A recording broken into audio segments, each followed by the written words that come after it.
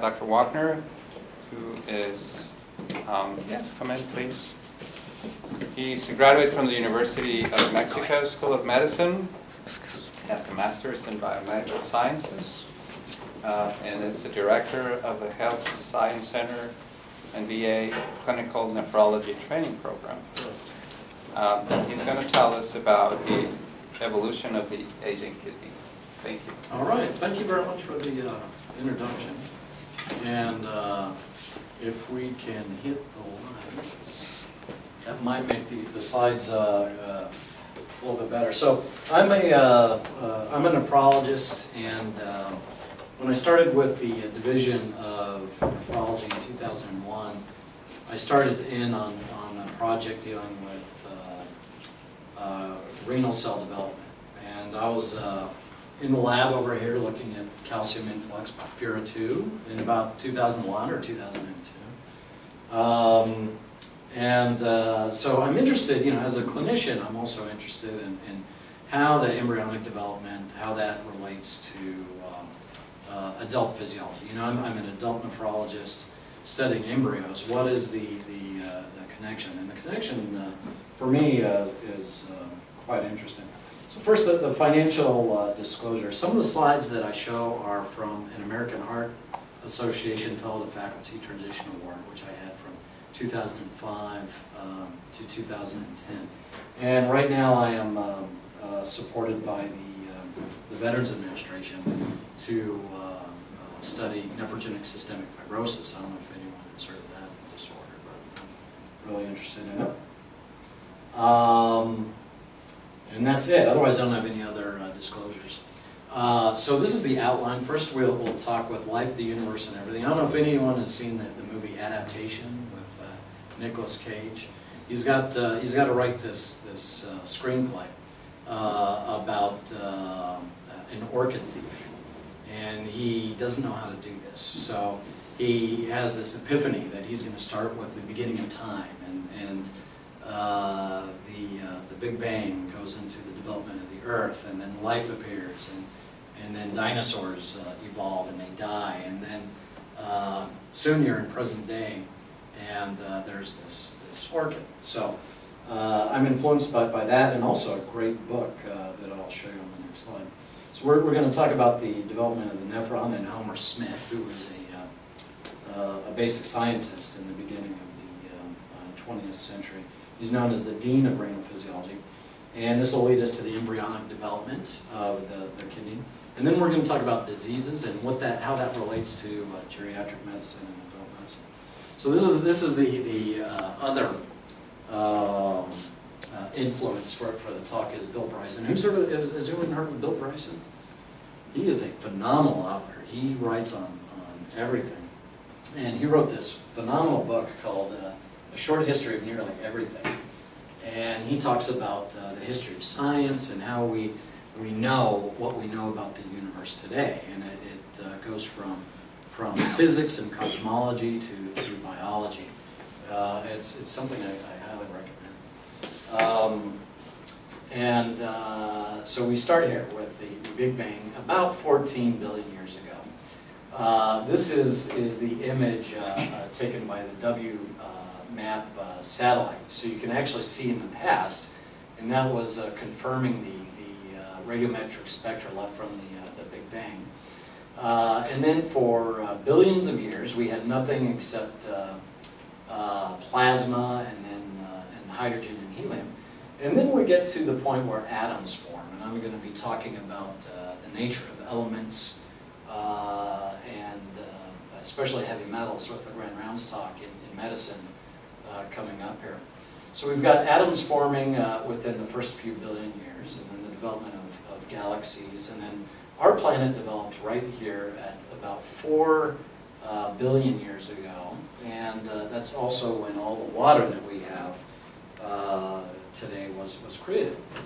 And that's what I'm going to talk about. The matrix of life is water, especially when you're talking about vertebrates, terrestrial vertebrates that carry their internal environment with them onto land. We have to start with what's most abundant in animals, and that is water. When you actually take a look at the atomic composition of a vertebrate, it is 63% oxygen largely because of the water mass that we carry with us. So where is water in the solar system? Well, there's barely anything. In Mercury, Venus, even Mars has got a paucity of water. But as you go out of the solar system, the percentage of ice and rock increase. This is actually where a lot of the Earth's water formed, was outside of the asteroid belt between us and Mars. This is an adaptation of a display at the Natural History Museum in New York, showing the water composition of asteroids as you go further outside further away from the sun, I should say. As you get further away from the sun, you get more water content in some of these asteroids. What actually has occurred, and they can tell this by looking at the deuterium quantity in water, is that water was formed in these outer layers of the solar system, and then bombardment of the Earth with meteorites and comets likely led to the abundance of water that we have today. And we're in a very fortunate area. When I wrote to the curator of the American Museum of Natural History, I asked him if I could reproduce this exhibit, and he said, well, you might be interested in this slide. Take a look at this. This is the, I've got a middle school kid who's studying these things right now. He's studying the transition of the different forms of matter, such as solid or ice, liquid, and vapor. And so this is the line for water. So on this side, given the pressure and the temperature, any atmospheres that are in this range, you're predominantly going to have ice, water in the ice forms. That includes Mars and moons like Titan. On the right, you've got too much, very high temperatures, and therefore that's favoring vapor water. And right here, nestled in a very nice spot, is Earth, which lends itself to an abundance of liquid water. And then Venus is thought to be somewhere, I don't know, somewhere off the scale there. But also we've got other physiologic molecules like carbon dioxide and even methane. So Earth is sitting in a very nice spot here that favors the medium of life, water. So there's another interesting book, Nick Lang, Life Ascending, and he talks about the last universal common ancestor. So after Earth was formed, approximately 4.5 billion years ago, within 1 billion years, there was something that developed, and it founded life as we understand it today. It might have been in geothermal vents, and it may have been largely an inorganic cellular structure. But what we do know is that whatever it was, it utilized the Krebs cycle, and it used ATP as the common currency for energy. And then from this last universal common ancestor, we get all orders, all kingdoms of life, and all orders. We get the eukaryotes, and what we're closely related to on this scale is archaea, bacteria before that, and we have plants over here. So this is called a cladogram, where the length of the line depicts how distant the relationship is between any one of these organisms. And we owe this cladogram to David Hillis, not the David Hillis Department of Medicine, but another David Hillis at University of Austin. A lot of interesting comparative stuff has come out of University of Austin. And then for anyone who was going through high school in the 1980s, I've got this reference to Suzanne Vega's song "My Name Is Luca" from 1987. So here's humans right here in relation to everything that has existed as we know it. So we talked about the formation of the Earth and where water came from. Now, 3.8 billion years ago, when life arose on the planet, Earth was in a very different state.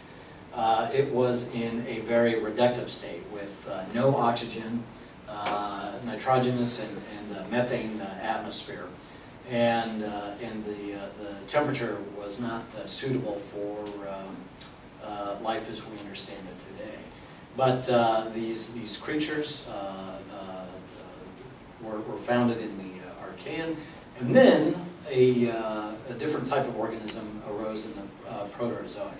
This is actually my PowerPoint modification of cyanobacterial colonies that you can still see in Australia. Bill Bryson notes this in a number of his books. One of his other books, he talks about going to Australia and seeing this area where this cyanobacteria has been growing. And that's where we owe our oxygen to, is the development of photosynthesis and them spewing this waste product, oxygen. And this absolutely changed the environment of the Earth. May have even led to the creation of a snowball Earth, where almost all life was extinct right before the Precambrian period. Now, I show this on the left because Charles Darwin, it's been a long time since I've read his Origin of Species, but someone stated that there's only one figure in the entire Origin of Species, and it's this Tree of Life figure. And he's extremely well known as a biologist, but this is a very unusual way for a biologist to plot something. And I plotted this the exact same way with the dependent axis on the y. Normally a biologist will put time on the x-axis and any other variable on the y-axis. But Charles Darwin drew it like that. Does anyone have any idea why he would do such a thing? And in a way it makes a lot of sense. Charles Darwin was trained as a geologist, and this is how geologists look at time. They look at current era right here on the top strata, and as you dig down underground, that's when you get older and older fossils. So this is why Charles Darwin plotted this in such a way. Now, most of these strata, at least for a nephrologist, I find boring as can be. I think George Crawford would be excited about the bacteria and everything that can infect us, but for me it was billions of years of just boring unicellular organisms. And then you get to the Precambrian, and then things get exciting. You get all the different eras here with the emergence of very unique life forms. And I'm going to focus on vertebrates. So vertebrates likely arose from a freshwater environment, and this is the thesis of Homer Smith. This is salinity plotted on the y-axis, and this is the size of lakes plotted on this axis. So when I'm rounding with the fellows, or I've got some medical students, there's, as you know, when you've been an inpatient on an inpatient service here, they love these beta fish here. Someone is selling these things, and I like it because it's a comparative anatomy lesson. I point to the beta fish, and we talk about what is the plasma of these freshwater beta fish. They've got vertebrae, they've got fins. Some of these characteristics that they have are so parallel to ours that it shouldn't just be dismissed. And it's funny that the answers that you get when you say, well, what is the serum sodium of these beta fish? You might get some say, what, they have serum sodium? Don't they? they had a totally different composition. But what I look at when I am consulting on a patient, I am really into homeostasis. What is maintaining homeostasis? And really, the large part of what maintains homeostasis is the kidney. The kidney is responsible for lung and kidney are responsible for carbon dioxide. But outside of carbon dioxide and the contribution from the lung, the kidney handles just about everything else in a very delicate balance: bicarbonate, chloride, sodium, the quantity of water that we have. Renal disease impacts albumin, it impacts hemoglobin, it impacts so many of these things. So it's a nice relationship. So let's talk about what got us from fish to pheasant and ultimately philosophers. So I'm going to be talking about a few things as an example. We're going to be talking about the hagfish. Now the hagfish is a vertebrate. It's what they might call something that was close to a proto-vertebrate. And of course, hagfish have been around for 550 million years. But studying attributes that they have could tell us a little bit about how their ancestors' physiology was back in the Precambrian. There are also some of these that have been considered living fossils, like elasmobranchs. That includes skate. I don't know if anybody likes fine dining. Skate used to be a real big menu topic. I'll take the skate and I'll tell you some things that'll bore your waiter and drive your wife crazy as you're dining. And then there's dogfish. Dogfish is a type of, it's related to the shark. These elasmobranchs are cartilaginous fish, and they evolved after these hagfish along this line. Then we get the development of bone and the development of osteoblasts and osteoclasts, similar to, as we know, we're talking about the teleost fish. You've got saltwater fish and you've got freshwater fish.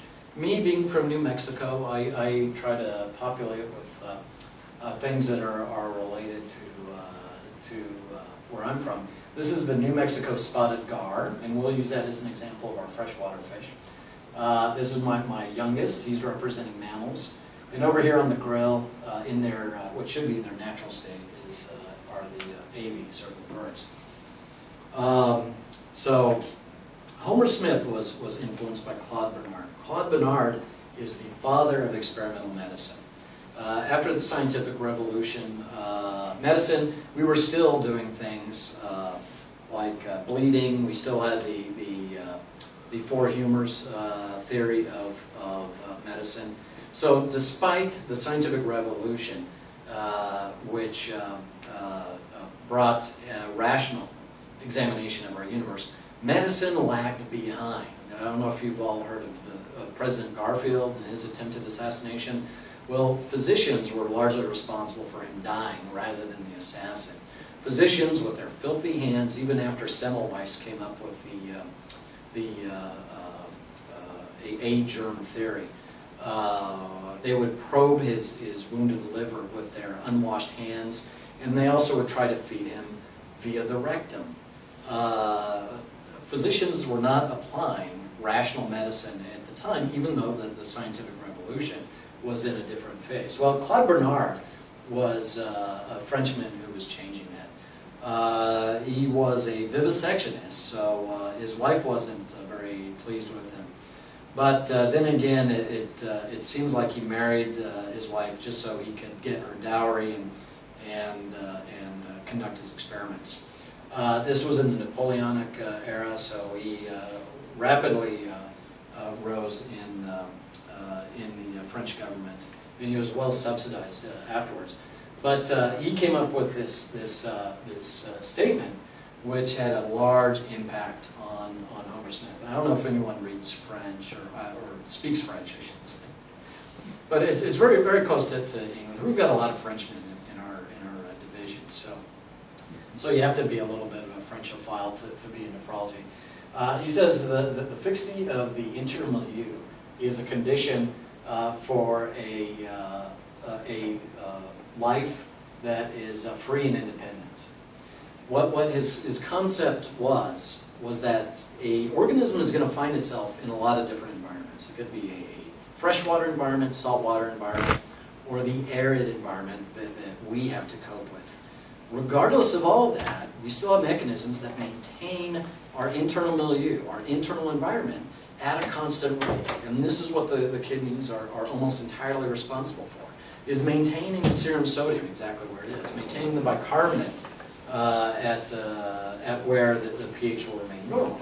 So I don't know if anyone has heard of Meyer Lipschitz, but he was the research ACOS when I started with nephrology, and when he was leaving, he was cleaning out his office, and he offered for anyone to come by and take a look at his books. He had these old books on the shelf, and I grabbed one.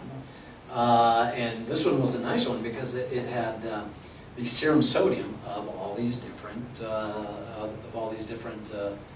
fish. They had the serum sodium of the hagfish, which does not regulate its internal environment very well. And its serum sodium is exactly what it is, whatever environment you put it in. So salt water, ocean water, is above 400 millimoles, or milliequivalents per liter in clinical units. And if you take a hagfish and you put it in ocean water, that's what its serum sodium is going to be. If you take the hagfish and put it in fresh water, it will adjust to have a serum sodium more closely to that of fresh water. Dogfish, though, elasmobranchs, they have it a little bit more towards where our serum sodium is at 140. You take a look at rays, it's even closer.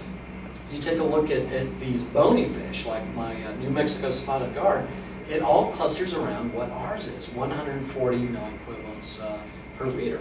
So when I point to the beta fish while we're on rounds, the serum sodium of that fish, it's about 140 millimoles or milliequivalents per liter. Saltwater fish may be a little bit higher, but it's markedly different from what its environment is. When you have a bony fish, the serum sodium is a lot lower than what the ocean water is. And this is where a lot of fish get their own water, is by consuming other fish.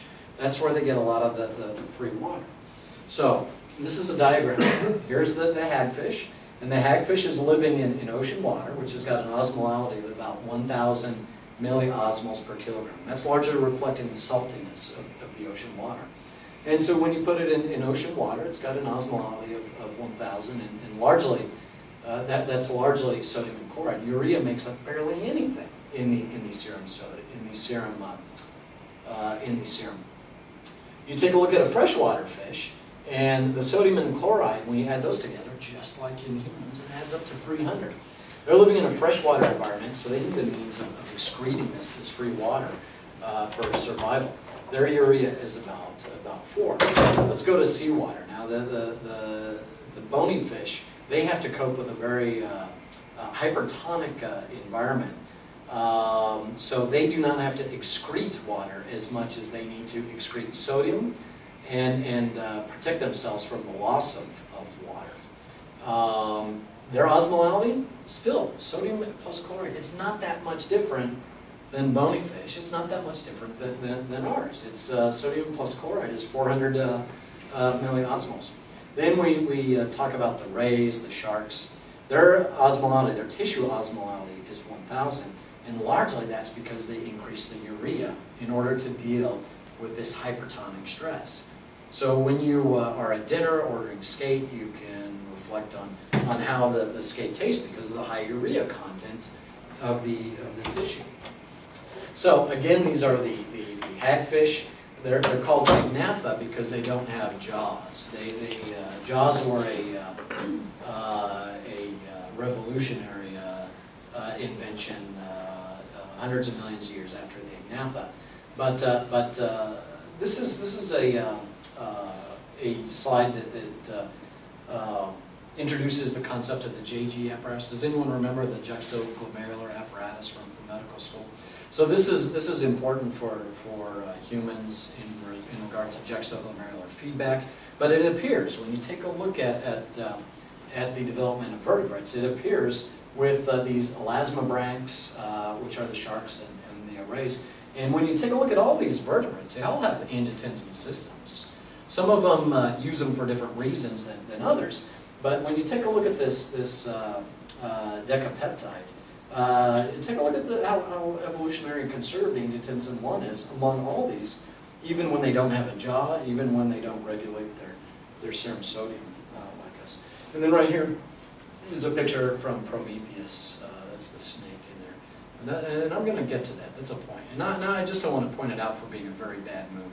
And I want to point it out because you take a look at something like this, and there was a French, the father of paleontology, Cuvier was his name, and he would take a look at something like that's put in the movie Prometheus, and Cuvier would automatically say, look at the relationship it has to other vertebrates. Number one, it's symmetric. Sensory organs are on the anterior side, just like agnatha, just like dogfish, just like any vertebrate. It's got bilateral symmetry. There's a lot you can tell about such fictional organisms, such as that the director really didn't extend his imagination very far. So, we talked about the juxtaglomerular apparatus, and I'm going to show this background slide, which is from Homer Smith in a bit. But this is a theme that we're going to talk about throughout this talk. Again, to underlie how comparative physiology relates, this is the distribution of the Reninangiotensin System. And look how far you go back. Of course, mammals have got the Reninangiotensin System. This is shared with birds, amphibians, reptiles. Coelacanths, that's the bony fish living fossil that you've heard of, discovered, I don't know, it was like 20, 30 years ago. They were fishing and they found this oily fish that came up. I've also read that you don't want to eat a coelacanth. It will make you sick. The oil texture, it's not where you want to get your omega-3s, apparently. Lungfishes, which were studied by Homer Smith, we'll talk about that. Teleos, the bony fishes, right here. And then these what we would we refer to as maybe simpler vertebrates, simply because their evolutionary line predates us, goes back to 400 million or 500 million years ago. Sharks, rays, and our hagfish. So we're talking about Homer Smith. So I discovered him in my reading about embryology. So Homer Smith. Angiotensin developed earlier the angiotensin receptor. No, it has the angiotensin receptor as well. Yeah. In the previous picture, it said they still don't have GEC cells. Yeah, just because you don't have the JG cells, and you would, and I'll talk to about. I'll mention the structure of the kidney later. But often it's used for different means. So the physiology might be a bit different regardless of where you go. But it's interesting for guys like you and I who work with rodents. I think that a lot of times we come across some people, sometimes they're applying for nephrology positions, and they may say, just because it happens in mice doesn't mean it happens in humans.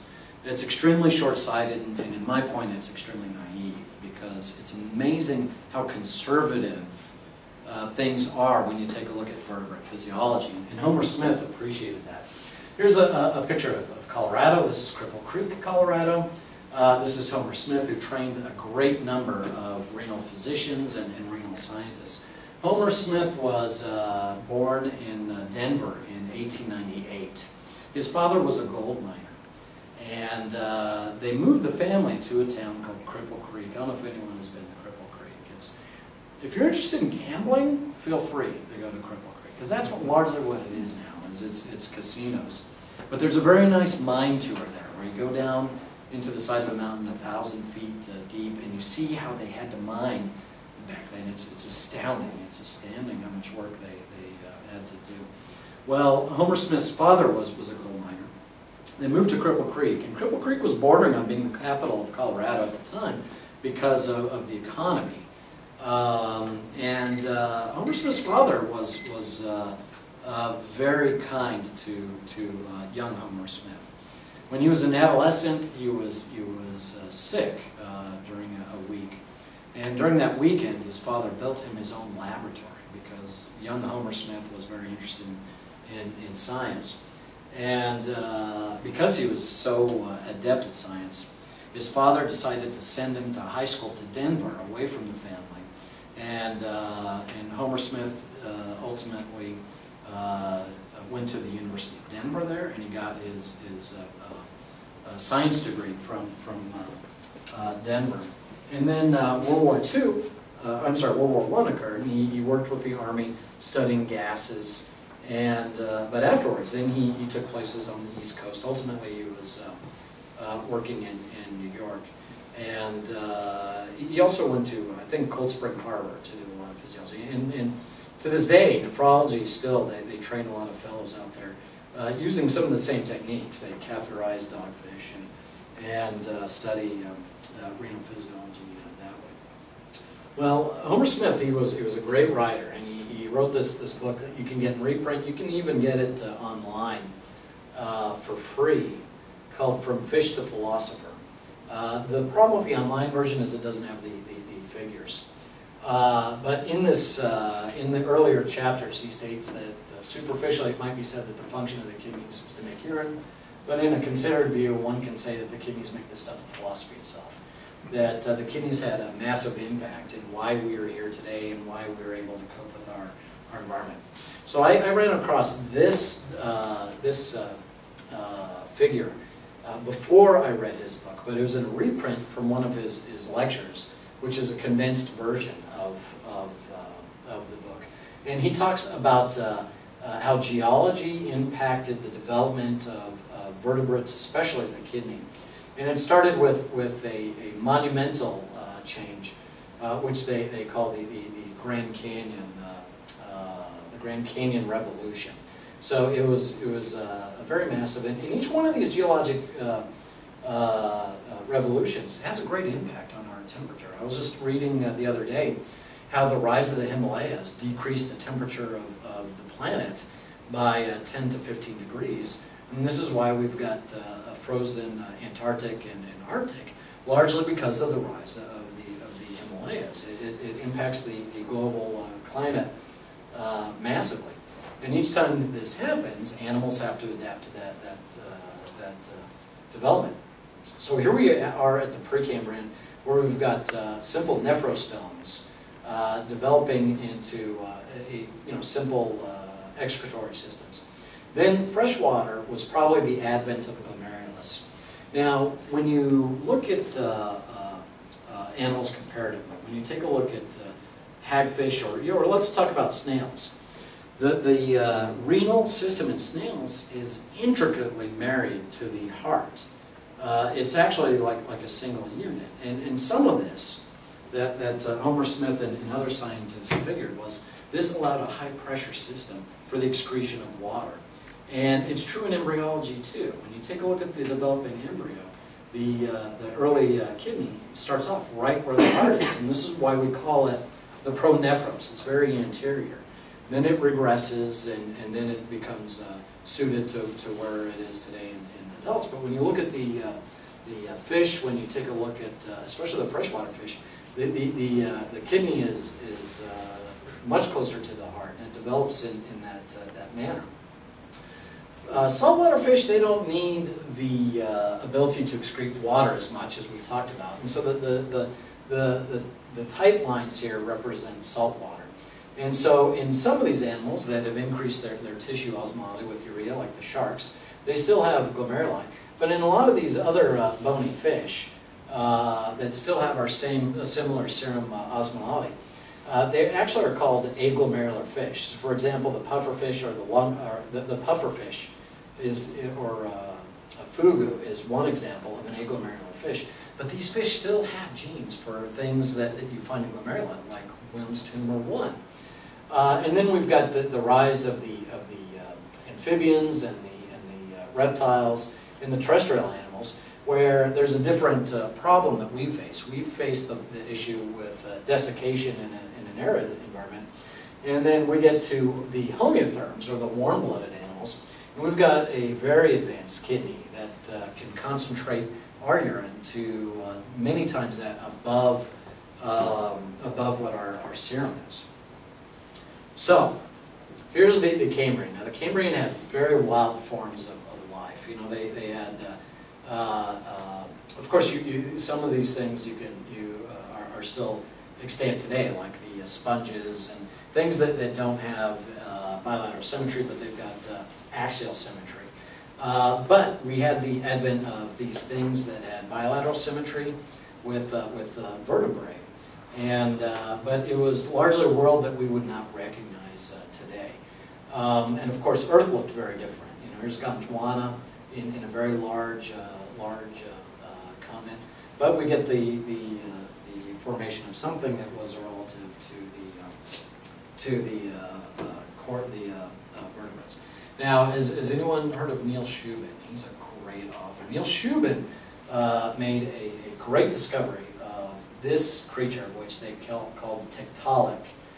Tiktaalik was a fish But unlike fish, it had a flattened head, it had a neck, and it had limbs where it could prop itself up on land. Tiktaalik was probably a life form that was taking advantage to a niche that was not inhabited by animals yet, and that is land. And Ernest Haeckel, he's a little bit of a criminal in the history of science, because we've heard of the term ontogeny recapitulates phylogeny. It's actually not true, and we have Ernest Haeckel to blame for that term. Nonetheless, he was on the right track. Ernest Haeckel was a scientist, and he drew this. He was also very much like Homer Smith. He did his own drawings, and he drew this figure, chordates come ashore, and it was predicting that we would find in the fossil record these such creatures that were transitional. Well, Neil Shubin found one of them in the tundra of Canada, and he had been searching for years and years with a large team, and they finally found this transitional life form. And he wrote this book, Your Inner Fish, which is a good recommendation to medical students, because it talks about how embryology relates to paleontology. A lot of the cranial nerves that we study, well, they've got precedence in fish, and when you take a look at the development of the embryo, it proceeds the same way. He talks about how the ossicles of the ear developed from the cynodont dinosaur. And, you know, lizards will have multiple bones in their jaw, and they can listen to the ground using this jaw. Well, these bones, they formed into one jaw in a dinosaur class called the cynodont, and the other bones migrated up to form the ossicles of the ear. So everything is comparable. So we start off here with the prochordates, or the hagfish, and then we get to the freshwater fishes. And we talked about the nephron structure of the freshwater fishes. They start having the JG apparatus, but their nephron is good to control some things. Like they can retain glucose, they can retain sodium in the case of freshwater, and yet they allow the nephron to excrete water. Reptiles have a different purpose for their nephron. They want to retain water, but their nephron still looks rudimentary compared to ours. This is the mammalian nephron structure. So at this point, you get the glomerulus, you get a nice proximal tubule system, which is very similar to the prochordate nephron in that we absorb all the constituents that we want to keep, like calcium and glucose, sodium, chloride. We reabsorb those in the proximal tubule, and then we've got this nice development of the thin limb and the thick ascending limb, which allows us to concentrate our urine so that we can actually retain water in that manner. Birds, they still can't concentrate their serum as much. They can't concentrate their urine as much, but they use other devices like saline glands in the nose. So here is the development of warm-bloodedness, or homeothermy. Some speculate that it may have been from a cynodont-like dinosaur, Periosaurus, and they believe that because the bone structure is extremely well vascularized. Or it could be from the development of early mammals who were nocturnal, and they had a much higher metabolic demand. And we know that they're nocturnal because almost every mammal you can find is colorblind. The exception is primates. Primates had a mutation, I believe it was of the red rhodopsin, that allowed us to see in tricolor vision. This may have been to help us look at the ripeness of leaves or fruit or something like that. But when you take a look at the majority of mammals, they they can only see in two colors. That might be a vestige of the nocturnal nature of mammals, and also correlate with homeothermia. It's interesting when you look at vision. Fish can see in much broader spectrum, just like insects. They can see in the infrared. which we can only hope to see if we get cataract surgery. We might be able to pick up a little bit more infrared signal. But that's the thought, and that the greater metabolic load required us to start excreting things in the form of the less toxic ammonia, but in a water-soluble urea. So this is the Homer-Smith diagram in the background. We see freshwater fishes using urea as their excretory means to dispose of nitrogenous waste. Whereas prochordates and sponge, their nitrogenous waste can be expelled in ammonia. Reptiles they will excrete things in highly in very lowly water soluble urate, as well as birds. So here we go. So remember, ontogeny does not recapitulate phylogeny. That's very important. And this is not the case that an embryo develops through stages of other species and then comes out as these different species. But there is some truth to this when you take a look at some organogenesis, and that is especially true with respect to the kidney. And here's another example. I keep beating the dead horse about the importance of comparative anatomy and comparative physiology. We have a diagram of a pig embryo on the right-hand side, and this is a human embryo. They took a photo of it at 5 weeks. I mean, it's remarkably similar, even though the species are relatively distinct. Of course, this is the development of the kidney in the pig. Now, I mentioned the pronephros, which is the first to develop, and it's right here, very close to the heart, just like it is in fish. Fish also develop a mesonephros, which is the more advanced renal system.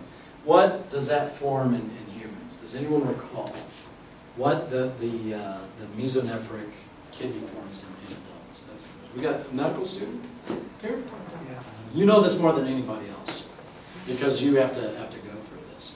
So, and here's a hint. I might be on the next slide. No, it's not on the next slide. So what is this duct called? Now, the duct forms from the ureter. It's the ureter bud forms right here from the cloaca. Okay, it develops here. It penetrates the metanephric mesenchyme, and it forms first the pronephric tubule, and then you rename that as it gets longer, the mesonephric tubule. What does the mesonephric or Wolffian tubule form in adults? The collecting tubule? Not the collecting tubule, your warm your body knows. It's embryology. So it's so unfair to ask fellows this, because they're just trying to know how to bill and get out quick. What it forms, remember the Wolffian tubule, this actually forms the epididymis. The tubules of the mesonephric kidney, that becomes the epididymis. The Wolffian tubule, or the mesonephric tubule, that becomes the vas deferens. The kidney and the reproductive system throughout all this time are intricately related. Now in humans, of course, the gamete descends. In women, the Wolffian tubule resorbs. Women don't have any need for the mesonephric tubule. Nonetheless, it still forms. It forms in female embryos. And this is why when you're looking at congenital disorders of the kidney, genital malformations are something to think about, because it's all on the same developmental track. If you have any gene that will cause reproductive agenesis, reproductive tract agenesis, you're not going to have kidneys as well. So there is a good relation to that. So I mentioned George Cuvier. Here's an obligatory case, because I'm from New Mexico. My mom is actually from Roswell. In 1947, Mac Brazel noticed strange debris on the J.B. Foster Ranch in Roswell, New Mexico. And the Roswell Air Force Base issued a press release about the recovery of a crashed flying disc. They didn't come up with this nonsense until actually decades later. So history is always being rewritten. So what can a paleontologist tell you if someone gives you a police sketch that looks like that. Here's the loony Roswell flag right here. We have the Z symbol for the New Mexico flag, but then the wild colors. All right. Anyone been to Roswell? All right. Did you stop into the UFO museum? Wow. What are you doing in Roswell? Passing Not through. stopping. Passing through. Passing through. You're smart. Very smart. Roswell, of course, they made a massive industry about this. The McDonald's is shaped like a flying saucer. Actually, the streetlights, flying saucers all the way around. Demi Moore is from Roswell. There's some things in Roswell. They've got a free UFO museum. And this is what they show you. They've got these alien things. Well, that's a cheap. It's ridiculous. And they've got Lego reconstructions of UFOs. They call themselves a museum. And then behind the glass, you've got this glassed-in mannequin. And the doctor, he can't even stand. He's leaning up against the corner. They have to situate him like this. But let's say George Cuvier. One of my heroes. What if he sees an organism like this? What is he's going to say? He's going to be able to tell a whole lot about it. It's got bilateral symmetry. It's got limbs. When you take a look at it, it's got all the sensory features on the head, and it's oriented just like every vertebrate there is. Eyes above an olfactory center, mouth below that. So therefore, you can pretty much deduce that this thing has got lungs. It's got bones. It's got the development of bones. What's the likelihood of any one of these things occurring and something like this being evolving on a different planet? A lot of scientists would say absolutely not. This is ridiculous. This is a ridiculous fabrication that you're saying that this thing is extraterrestrial. Because anything that looks like this, it had to have evolved on the planet Earth. It's got not only that, it's a vertebrate. We can tell a lot about it. I could even tell you that it's got kidneys. So we owe this to not just Carl Linnaeus, who came up with a very brilliant method of categorizing all life, but George Cuvier, the paleontologist who founded, he's the anatomist who founded paleontology. George Cuvier had a massive head, by the way, too. And he also ultimately was the owner of Descartes' skull. There's a great book called Descartes' Bones. And that talks about how Descartes was a tutor. Originally he's from France, but he left the country to tutor a queen, and she was interested in science for a little bit.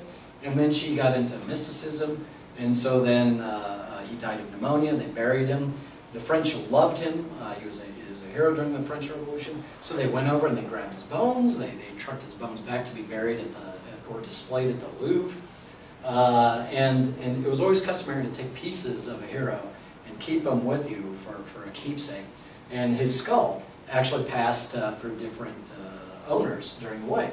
Well, George Cuvier was known to have this massive head, and he had to have special hats for him. So I don't know what the tie-in was there, but he was brilliant. And with just a fragment of fossilized bone, he would be able to tell you a lot about the animal. He would be able to tell you about the relative size, what it dined on. And so now we're going to talk about different types of life. We've got these protovertebrates, which have got a bilateral symmetry, and versus other things, which you would expect to have evolved on different parts of life, like insects are interesting. There's a couple of different kingdoms of 3 germ layers. We're one of them, vertebrates.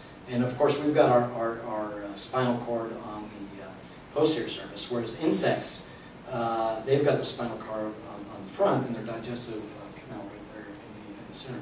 But we are trigerminal, we are trigerminal organisms, whereas these other creatures that you find in the ocean are 1 germ layer or 2 germ layers, like the jellyfish. They've got radial symmetry, not bilateral symmetry. And then there's asymmetric life like sponges. And then you get something like that. You can clearly tell by looking at this thing. This is a triploplastic organism. It had to develop just like us. Now, there's one astrobiologist who would take issue with that, Simon Conway Morris. And he would argue that you've got non-placental mammals that look like placental mammals. They're found in totally different areas. That whatever is conducive to life is going to force organisms to share the same attributes. But that's his opinion. So here's our three germ layers. We've got ectoderm, which forms the skin, which I've got an interest in now. Mesoderm, which forms everything that's interesting. Bone, muscle, heart, blood cells, and of course a good amount of the kidney. And endoderm. Endoderm actually contributes to the kidney. We mentioned the collecting duct. The collecting duct is endodermal. But the rest of the kidney is largely from the mesoderm. And this is when it happens in the human. Here's the 5-week-old embryo photo that I showed you earlier. And this is when the organogenesis really largely takes place in the first trimester. So we get the development of the pronephros in the human. It really doesn't, it's not functional, it just develops. But it does lay down the track for the mesonephros to develop. And at the same time, we've got the adult kidney, the metanephric kidney, developing alongside of that, okay? So at this point, the gonads are descending, and then you get growth of the kidney up until birth. Now, in humans, we don't get any more growth of the kidney after birth. It might increase in size, but the number of nephrons that we have, we're born with, you know, and it should be approximately 1 million nephrons per kidney. In rats, in mice, they will still grow kidney up to a couple weeks after they're born. But everything you're going to have for the rest of your life, and this is how it pertains to geriatric medicine and aging, is all the kidney that you're going to have in your entire life. All the nephrons are done by 40 gestational weeks. And from that point on out, it's just preserving those, or if any insult happened earlier on, that might have a lot of bearing on kidney diseases that you develop later. So we covered all this. We covered the pronephric development. We covered the mesonephric development. Here's it budding out from the cloaca. And here's where the adult kidney comes off. It comes off the Wolffian duct, a little tiny invagination of the endoderm. And then that induces the mesenchyme around it, or the metanephric mesenchyme, to form what is going to comprise the adult kidney. The rest of this tubule, it is associated with the gamete, and it descends. And of course, we owe that to Dr. Wolf. So this is the research that I was doing from 2005 to 2010. We would generate some embryos, and we would take a look at the development of the kidney at that point. And you take a look at it, it's a beautiful thing. I mean, it's small compared to look at the massive adrenal gland right here, but it goes through all these successions. And it's true in mouse as it is in humans. Now, clinical, this is what people have been wanting to see. So which one of these kids has got renal disease? You saw this last time, so you're not allowed to guess. So anyone say A, B, or C? And why? And why? Well, you have to justify your answer. So who picks A? Who picks B? We've got two for A. Who picks B? No? Who picks C? We got so we got 2 for A, and everyone else is abstaining. I do A. I say A. Man, a lot of A's. Now, see, I showed this to my renal fellows. The first time I made this talk, and A is my oldest kid, and C is my second oldest kid.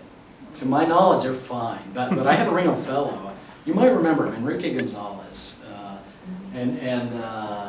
You know, he was published in Science, and wow, I was really impressed with his research accomplishments. And he looked at A and he says, "Oh, look at that! You know, you have I'm looking at the epicanthal folds, and I'm looking at the palpebral fissures, and this looks like it's this type of syndrome." And I'm like, knock it off! That's my kid here.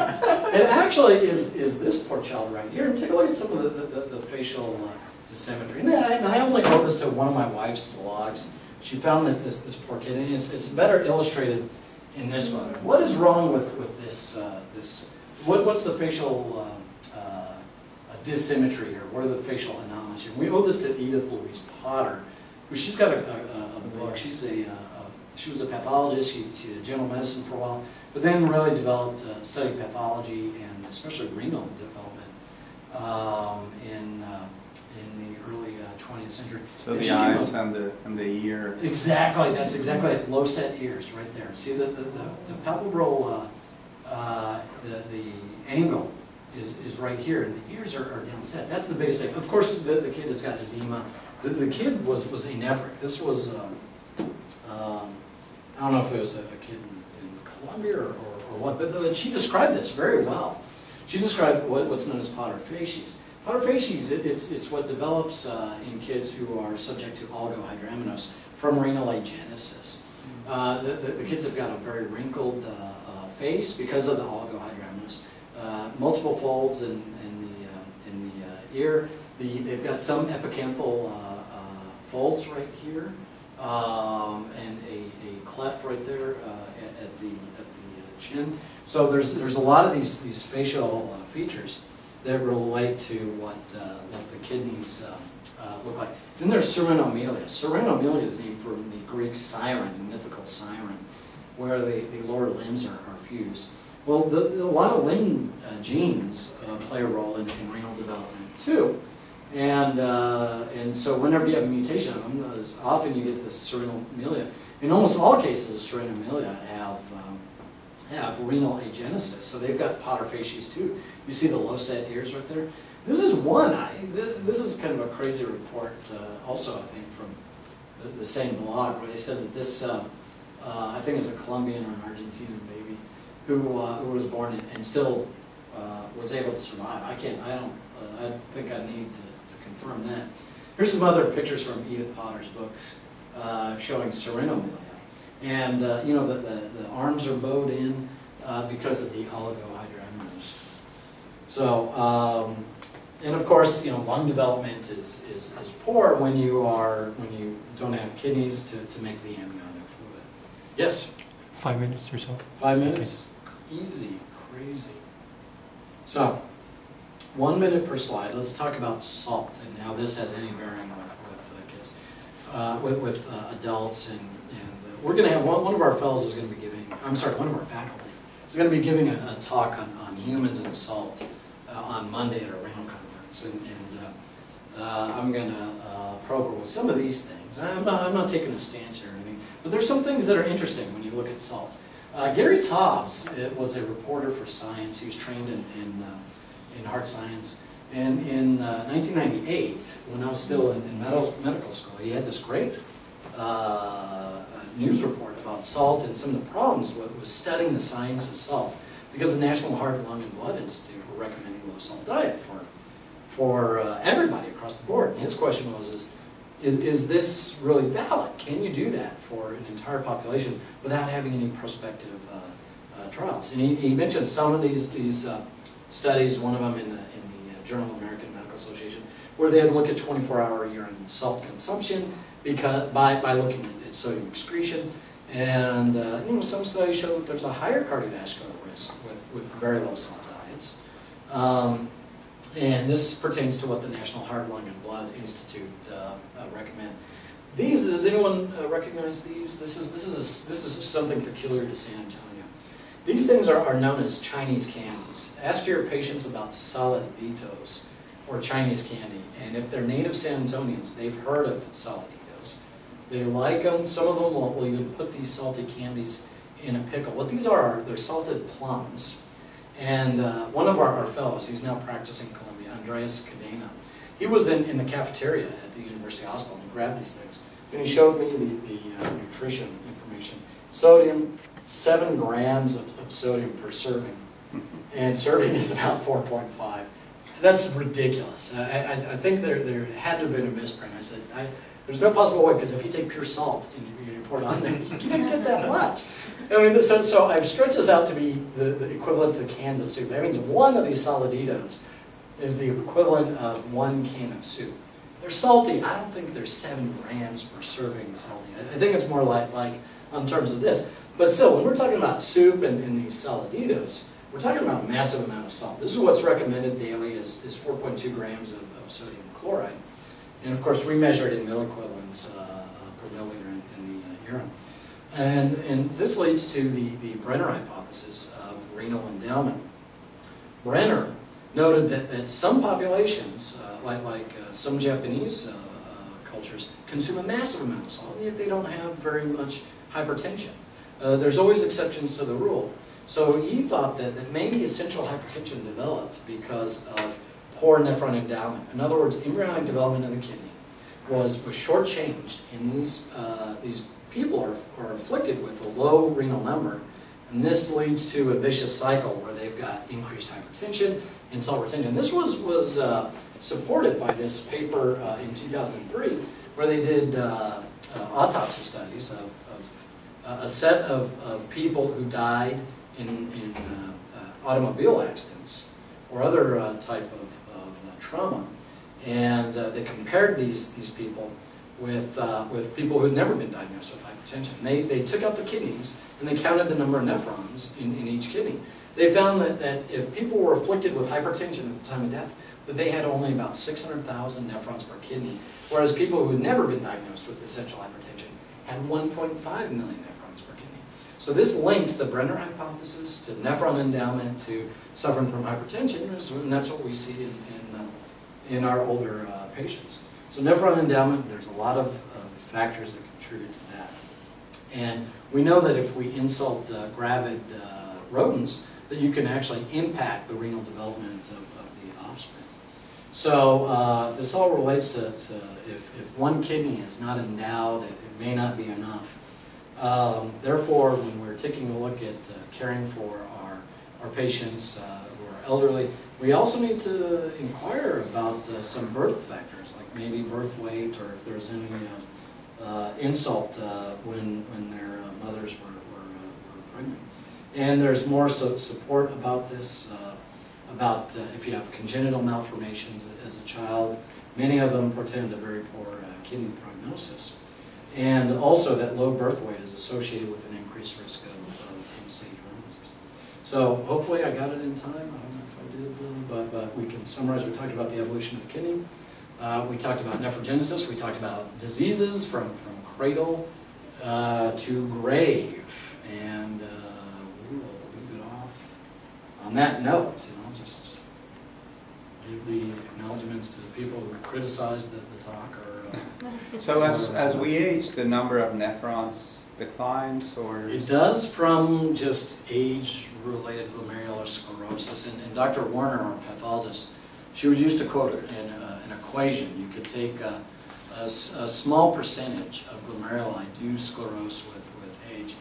And of course, GFR does decrease with age. There's definitely a correlation. Should it be to chronic kidney disease? No, it shouldn't be that severe. But it's kind of like the lung function curves. The pulmonologists always say you're always losing a little bit of lung capacity throughout age, and the kidney is the same way.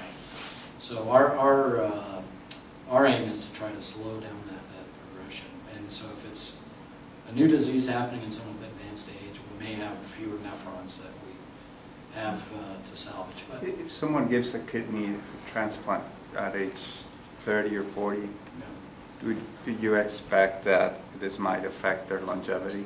Very important question, and people have been looking at this quite intently. And so far, no, it has not affected their development of hypertension or chronic kidney disease.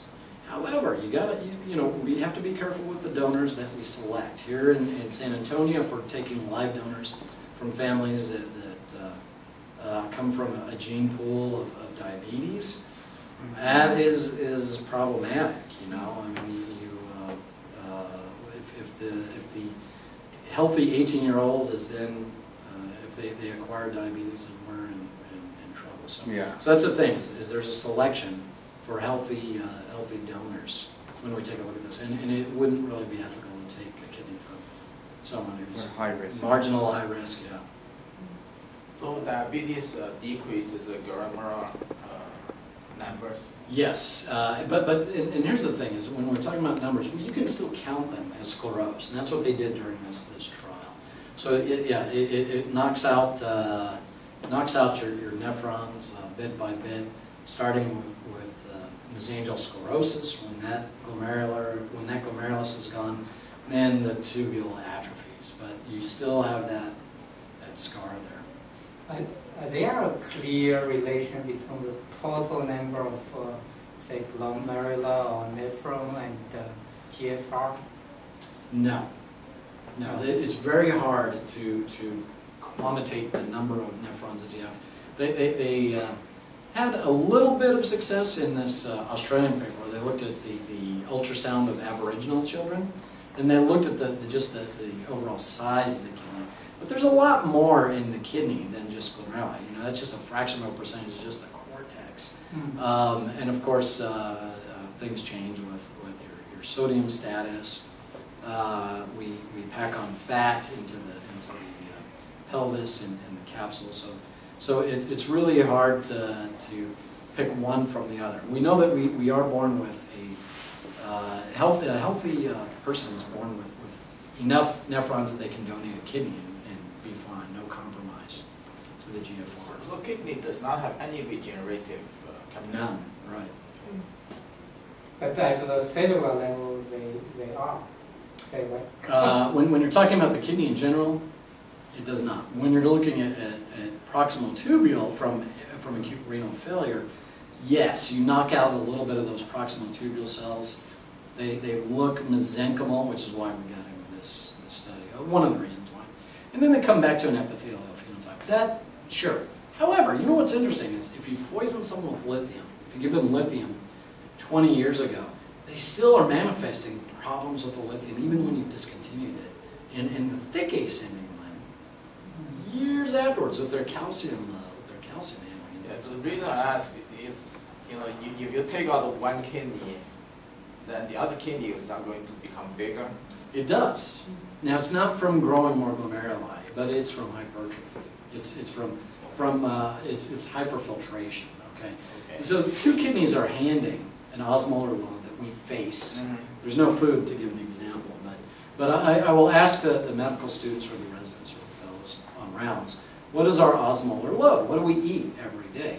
And the answer for 70 kilogram people is 700 milliosmoles, right? Or we can point to the sodium, maybe 100 milliequivalents of salt, 150 milliequivalents of salt. The rest of it is protein and urea, but you can measure that. You know, it's 700 milliosmoles per day. And we're in balance. We pee 700 milliosmoles per day. Whether we can do that in half a liter or whether we have to do that in 2 liters, that largely depends on our ability to concentrate, and that declines with age to a degree.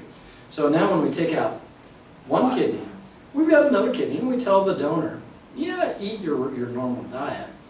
They're hyperfiltrating with that, and that happens to early diabetics too, as they get hyperfiltration.